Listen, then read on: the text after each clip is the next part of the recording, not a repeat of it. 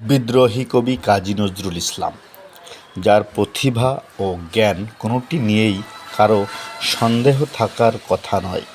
বিংশ শতাব্দীতে এই বিশ্বের মাঝে যত মহামনীষীর আগমন ঘটেছে, যারা তাদের কর্মের মাধ্যমে সমাজে ব্যাপক আলোড়ন তৈরি করেছেন, কবি নজরুল তাদের মাঝে অন্যতম সেরা প্রতিভা।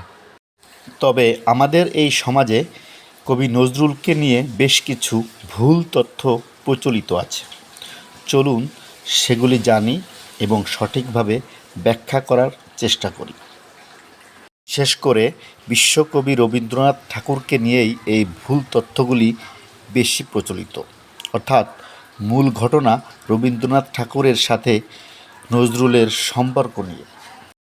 এই যেমন রবীন্দ্রনাথ ঠাকুর নাকি নজরুলের সাথে তার ভাতিজিকে বিবাহ দিয়েছিলেন এবং তার মাধ্যমে নজরুল এর কাব্যগ্রন্থ চুরি করে সেই কাব্য দিয়ে নোবেল পুরস্কার পেয়েছিলেন। আবার অনেকেই দেখি দুজনকেই দুইজনের প্রতিদ্বন্দ্বী হিসেবে ভাবেন।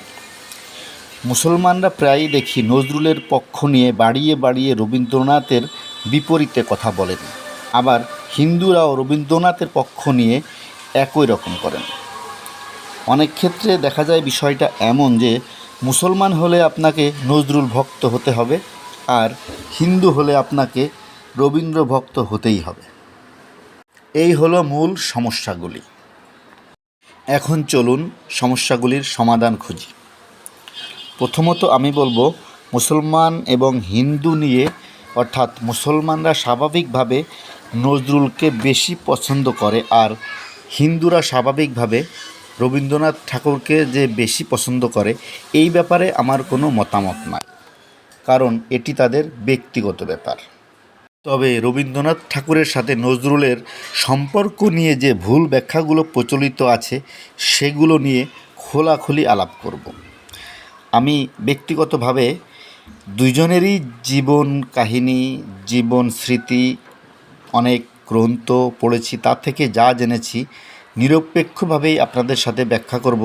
আশা করি আপনারা বিষয়টা মনোযোগ সহকারে শুনবেন। দেখুন, রবীন্দ্রনাথ ঠাকুর জন্মগ্রহণ করেছেন 1861 ইংরেজি সালে, আর কাজী নজরুল ইসলাম জন্মগ্রহণ করেছেন 1899 ইংরেজি সালে। সেই হিসাব করলে রবীন্দ্রনাথ ঠাকুর কাজী নজরুল ইসলামের চেয়ে প্রায় 38 বছরের বড়। আপনি ভাবুন, 38 বছর বয়সে বড় একজন মানুষের সাথে আর যাই হোক, অন্তত সমবয়সী বন্ধুর মতো সম্পর্ক হবে না, এটাই স্বাভাবিক।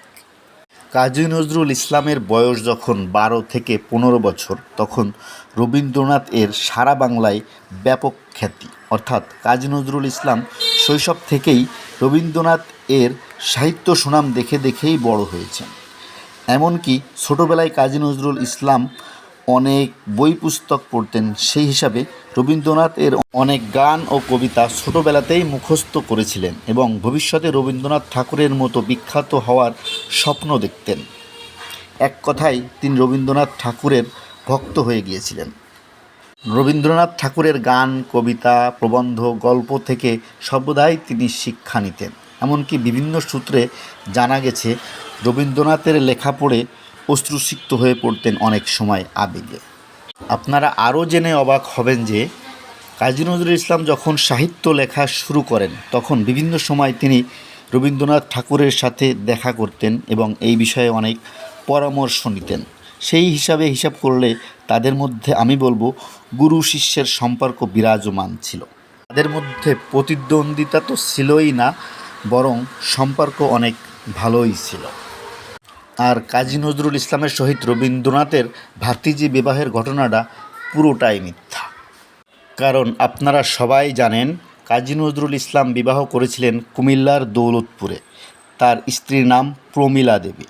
যদিও হিন্দু পরিবারে হিন্দু মেয়ে বিয়ে করেছিলেন, তবে রবীন্দ্রনাথ ঠাকুরের ফ্যামিলির সাথে প্রমীলা দেবীর ফ্যামিলির কোনো আত্মীয়তার সম্পর্ক পাওয়া যায় না।